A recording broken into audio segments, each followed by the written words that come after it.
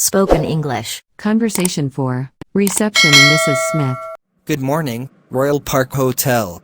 May I help you? Yes. I'd like to book a room, please. Certainly. When for, madam? 2nd of May. How long will you be staying? 2 nights. Madam, what kind of room would you like? Double bedroom. I'd appreciate it if you could give me a room with a separate pool. Certainly, I'll just check what we have available.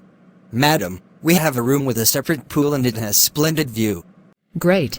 How much is the charge per night? Would you take buffet? Yes, please. It's $20 per night including tax. Okay, that's fine. Who's the booking for, madam?